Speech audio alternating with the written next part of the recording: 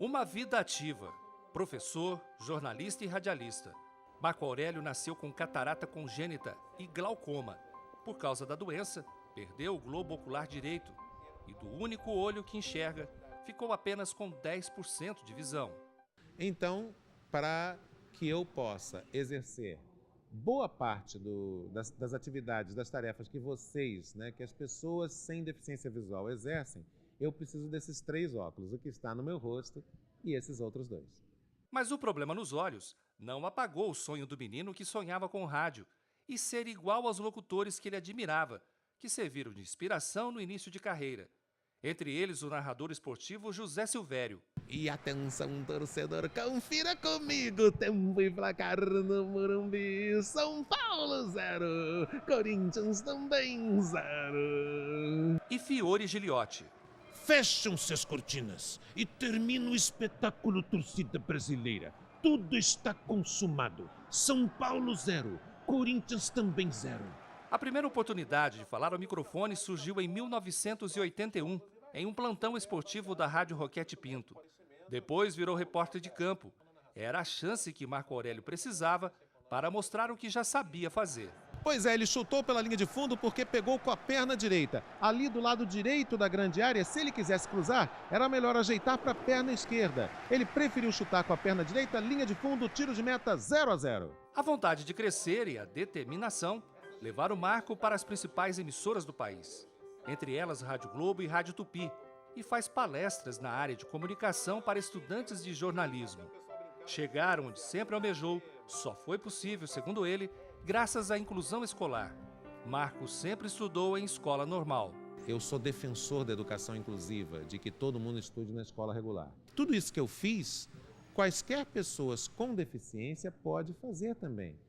Isso ou outras coisas, com maior ou menor grau de dificuldade. De acordo com o irmão de Marco, o pai deles consertava rádios. O apoio de todos da casa foi fundamental para o crescimento do radialista. Neste encontro de família, eles relembram algumas das histórias de infância que já indicavam a tendência de Marco Aurélio para a comunicação. Meu irmão pegou um gravador e começou a entrevistar todo mundo, Assim, com uma desenvoltura muito grande. Ele tinha uns 7 anos nessa época. E aí ele foi me entrevistar, Aí eu vi aquele microfone chegando perto de mim. Aí ele, fala aqui com o microfone. Falar o quê? Fala no microfone.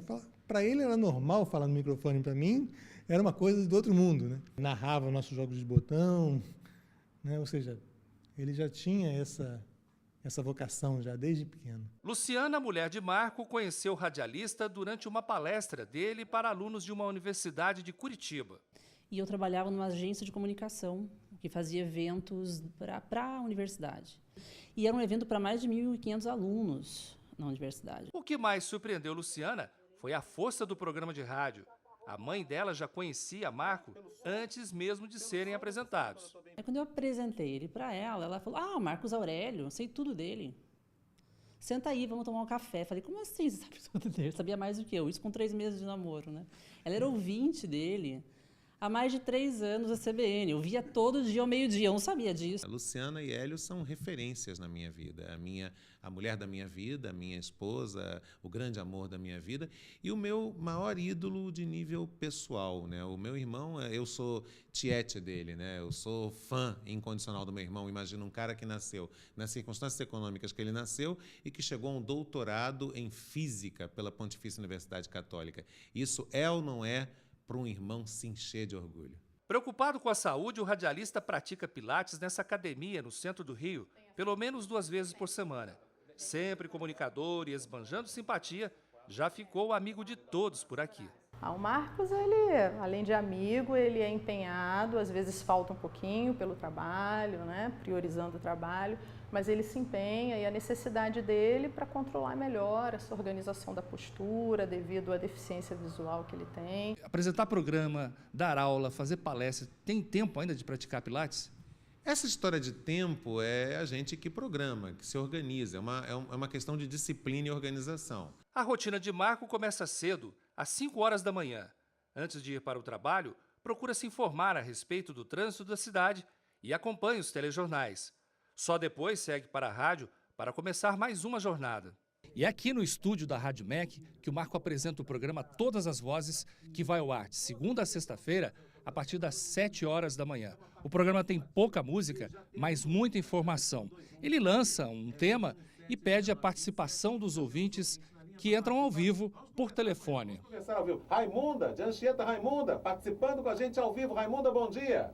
Bom dia, Marco, para vocês, seus ouvintes. Para apresentar o programa diário, o radialista conta com o trabalho de um operador de áudio e uma produtora. No Flamengo, outro desfalque, o Bressan, que vai acabar tendo que servir a seleção olímpica, não é isso? O jornalista Fernando Morgado trabalhou durante mais de 5 anos com Marco Aurélio na Rádio Globo e hoje é colaborador do programa Todas as Vozes. Fernando reconhece o talento e a capacidade de superação do radialista. Para ele, Marco Aurélio é uma referência. Ele é um apaixonado pela vida, ele é um exemplo de vida e um exemplo de amor ao trabalho. O Marco Aurélio é uma figura admirável por isso. Mas não é apenas Fernando que considera Marco Aurélio um excelente profissional. Outros colegas dividem a mesma opinião. Tem uma paciência incrível para ouvir as pessoas. Ele soube transformar as desvantagens em vantagens competitivas por o que ele faz. Essa facilidade que ele tem de articular o pensamento, facilidade de comunicação, você acha que isso é nato da pessoa, ele desenvolveu com o tempo? Eu acho que tem uma parte, sim, que tem uma coisa do talento dele, natural, mas eu acho que isso também foi desenvolvido a partir exatamente da questão visual dele, do problema visual dele. E no trabalho, enfim, a gente esquece completamente que ele tem essa deficiência visual, porque realmente ele é totalmente apto e competente, enfim, desempenha as suas funções sem nenhum problema. Todas as vozes. Aqui, a intolerância é zero sem bravata e sem gravata.